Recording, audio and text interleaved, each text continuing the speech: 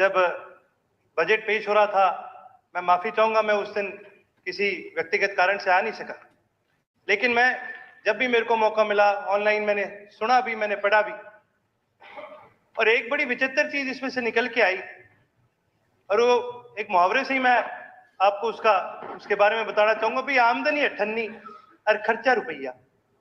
इस बजट को अगर हम गौर से पढ़ें, इस बजट को हम गौर से देखें, तो इसमें जी सबसे बड़ी चीज ये सामने आती है कि हमारा जो जीएसपीडी है, जो ग्रॉस स्टेट डोमेस्टिक प्रोडक्ट है, वो है 9%, और लगातार हमारा जो डेट है पिछले 4 साल से 13% पर एनम, यानी हर साल 13% से बढ़ता जा रहा है।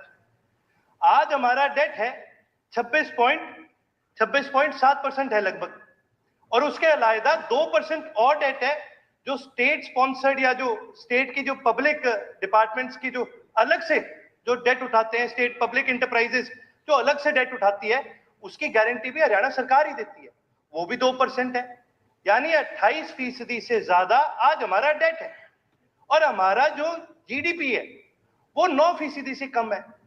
ये गैप, अध्यक्ष महोदय, जीडीपी और कर्जे के बीच में 20% से ज्यादा है, और ये जो एफएसआरबी जो रिकमेंडेशन देती है, ये इससे बहुत ज्यादा है। आज हमारे पास स्पीकर महोदय, बात तो ठीक है, चलो सारे करते हैं जी, कर्जा इसका नहीं है, कर्जा लोगों पे नहीं आएगा, कर्जा किसी पे तो आएगा, चाहे वो सरकार पे आए चाहे वो लोगों पे आए, कर्जा तो देखो हमारा ही है, और इस कर्जे को कोई एड्रेस ही नहीं कर रहा। और अगर हम इस कर्जे को एड्रेस नहीं करेंगे तो देखो जी, ये तो एक बबल है, गुब्बारे की तरह। जितना गुब्बारे के अंदर हवा भरेंगे, जितना कर्जा भरते रहेंगे, एक पॉइंट है, चलो ठीक है, इतना हम सहन कर लेंगे, पर कभी ना कभी तो ये फटेगा। और इसका इससे ज्यादा दूर उदाहरण हमें देखने के लिए जरूरत नहीं है। कल पंजाब विधानसभा का बजट सेशन शुरू हो रहा है, और हमें पता है पंजाब प्रदेश के क्या हालात हो चुके हैं। आज उनके पास अपने एम्प्लॉयज को तनख्वाह देने के पैसे नहीं है। ये नुकसान होता है जब हम गौर नहीं करते कि हमारा जो खर्चा है, जब उसको हम रोकते नहीं है, या फिर अगर हम रेवेन्यू नहीं जनरेट कर सकते, तो इससे जी हमारा नुकसान होता है, और थोड़ा नहीं बहुत बड़ा नुकसान होता है। फिर उसके बाद इसके अंदर 3 प्रमाणित सेक्टरों के बारे में जिक्र किया गया।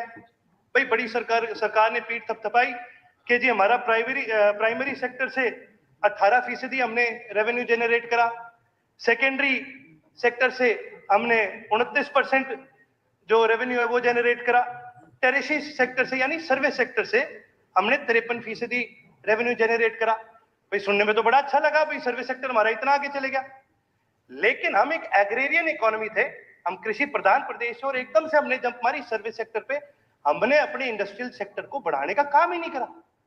और अगर हम अपना इंडस्ट्रियल सेक्टर नहीं बढ़ाएंगे तो नवाचार इस प्रदेश के अंदर नहीं होगा, प्रदेश के अंदर इनोवेशन नहीं आएगी।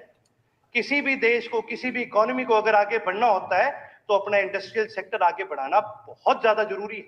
और इसका एक उदाहरण मैं देना चाहूंगा जी, चीन ने अपने सर्विस सेक्टर की स्पेंडिंग घटा करके अपने इंडस्ट्रियल सेक्टर के अंदर स्पेंडिंग बढ़ाने का काम करा है, और उसका सीधा सीधा परिणाम है पूरी दुनिया ने चीन के ऊपर सैंक्शन लगाने का काम करा, पूरी दुनिया ने चीन को रोकने का काम करा, भाई ये चिप कहीं से ना ले ले, भाई ये ऊर्जा कहीं से ना बना ले, लेकिन उनका इंडस्ट्रियल सेक्टर इतना मजबूत है कि पूरी दुनिया की 100 रोक लगाने के बाद भी उस देश की इंडस्ट्री बढ़ती जा रही है। ये बड़ी गंभीर चीज है सोचने वाली कि जी हमें अपने इंडस्ट्रियल सेक्टर को बढ़ाना चाहिए। फिर मैंने बजट में आगे पढ़ा तो कई सारी बातें सामने आई। फिर सरकार कहती है हम इंडस्ट्रीज को बढ़ाना चाहेंगे, बड़ी अच्छी बात है जी, बढ़ाइए, लेकिन इंडस्ट्रियल सेक्टर असल में तो तभी बढ़ेगा ना जब प्राइवेट इन्वेस्टर आएगा। अब सरकार ने खुद ने डिसइन्वेस्टमेंट के टारगेट सेट करे, यानी अपने खुद के जो स्टेक्स है प्राइवेट स्टेक होल्डर्स को बेचने के लिए सरकार ने टारगेट सेट करे कि भी हम कम से कम 4,000-5,000 करोड़ प्राइवेट सेक्टर के थ्रू प्रदेश के लिए हम जनरेट करेंगे। आपको सुन के हैरानी होगी कि हमने अपना टारगेट कितना मीट करा। पिछले 3 साल में हमने अपना टारगेट मीट करा 1.3%, 1.4%, 2.2%। सर, जहां हम बात करते हैं 4-4 हजार करोड़ रेवेन्यू जनरेट करने में, और हम केवल मात्र उसका 1 या 2% जनरेट कर पाए, पब्लिक सेक्टर के अंदर प्राइवेट लोग आना ही नहीं चाह रहे, तो सर इसका नुकसान सीधा सीधा इस प्रदेश का है। ये बड़ी गंभीर तरह से हमें सोचना पड़ेगा कि अभी हम किस दिशा में इस प्रदेश को आगे लेके जाना चाहते हैं। और इसका एक सीधा सीधा कोरिलेशन क्या आता है सर, कि आज हमारे देश का सबसे बड़ा धन क्या है? हमारे देश का सबसे बड़ा धन कोई ये पैसा या कोई गोल्ड या कोई ऐसी चीजें नहीं है। हमारे देश का सबसे बड़ा धन हमारे इस देश का युवा है, वो काबिल युवा जो निर्वाचार करता है, जो इनोवेशन करता है। लेकिन वो युवा कहां जा रहा है?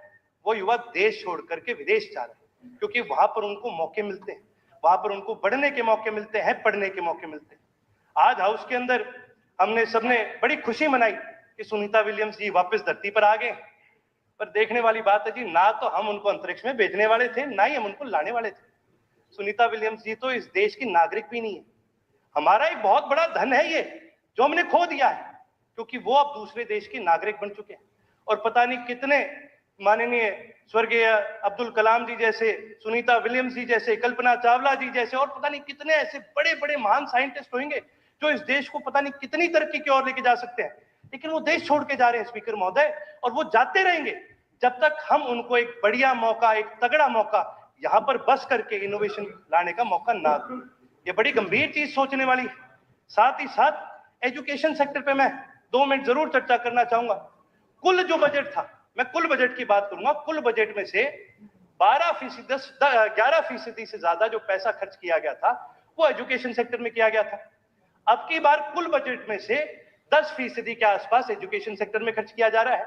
यानी कुल बजट में से 2000 करोड़ रुपए की एजुकेशन सेक्टर को घटौती हुई है।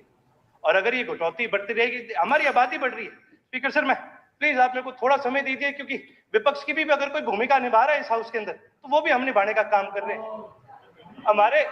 हमारे साथियों का देखो जी, हमारे साथियों का कोई भरोसा नहीं है, ये कब उठ के वॉकआउट करके चले जाए। फिर आखिर तक जी मेरे को ही बैठना पड़ता है यहाँ पर, क्योंकि कोई और होता नहीं। अगर विपक्ष की भूमिका किसी ने निभाई है तो इनेलो पार्टी ने असली में निभाई है। मैं तो ये कहना चाहूंगा जी, देखिए बहुत कम उम्र के युवा मेंबर हैं, तो बहुत जिम्मेवारी की बात कह रहे, 2 मिनट और देखिए। बहुत बहुत धन्यवाद। नहीं देखिए जी, कोई बात, देखिए जी, जब हम हाउस के अंदर आते हैं ना, इस हाउस को चलाने का सुझाव दे रहे हैं, जब हम हाउस के अंदर आते हैं, इस हाउस को चलाने का खर्चा लगता है। ठीक है, 2 मिनट और वो खर्चा जनता की जेब से निकल के आता है। इसलिए सर देखिए जी, हमारा अपना संगठन है, हमारी अपनी विचारधारा है, ना हम आपके साथ है ना हम इनके साथ है। हम वो बात रखेंगे जिसपे हम विश्वास रखते हैं, हम उससे अलग बात नहीं करेंगे। और यदि आपको इतनी विपक्ष की पड़ी थी तो आपको बैठना चाहिए था, सुनना चाहिए था, क्योंकि ये जनता का पैसा लगता है इस हाउस को चलाने के लिए, ये हमारा पैसा नहीं लग रहा। लाइटें चलेंगी, सारी सरकार रुकती है, सिक्योरिटी आती है, खाना लगता है, ये किसका पैसा लग रहा है? ये जनता का पैसा लग रहा है। और अगर हम यहाँ बैठ भी नहीं सकते तो फिर हम किसके पैसे बर्बाद करें? हम जनता के पैसे बर्बाद करें। अध्यक्ष महोदय, आगे बढ़ते हुए अध्यक्ष महोदय, एक बहुत और गंभीर विषय पर मैं चर्चा करना चाहूंगा, वो है ऊर्जा। मेरे को बड़ी हैरानी हुई है बजट पढ़ के कि ऊर्जा के अंदर 23% की कटौती करी गई है। सर, ऊर्जा तो सबसे जरूरी चीज है किसी भी देश को आगे बढ़ाने के लिए, किसी भी प्रदेश को, किसी भी इकोनॉमी को बढ़ाने के लिए। आज हम अपनी ज्यादा ऊर्जा नहीं बनाते, हमें और प्रदेशों से ऊर्जा खरीदनी पड़ती।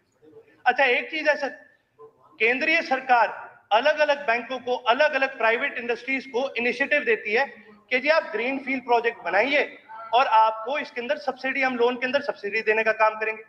तो भाई हम ऐसी पॉलिसी क्यों नहीं बना रहे कि भाई हमारी सरकारी जितनी भी बिल्डिंग्स आने को बनने वाली है उनको ग्रीनफील्ड प्रोजेक्ट बनाए जाए। जब मैं ग्रीनफील्ड प्रोजेक्ट के बारे में बात करता हूं तो इसमें मेरे कहने का मतलब ये है कि भाई सरकार की कितनी ओपन पार्किंग है, सरकार की कितने मंडियों में शेड है, गौशाला में शेड है, जगह जगह हमारे पास खुली जगह है। शेड कितने हम लगाते हैं, हर आदमी अपने हल्के में गौशाला में कहीं ना कहीं शेड लगवाता है। उन शेडों के ऊपर हम क्यों नहीं सोलर ऊर्जा के हम सेल लगाने का काम कर रहे? आज दुनिया में 90% सोलर ऊर्जा के जो सेल है वो सारे के सारे चीन से आ रहे हैं।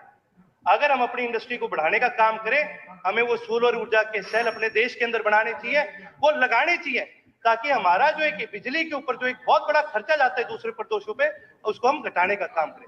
बाकी मैं चीजें सर आपको लिख के भेजने का काम करूं टेबल पर। आपने समय दिया, बहुत बहुत धन्यवाद। श्री घनश्याम दास जी। माननीय सदस्यगण, मैं सदन की जानकारी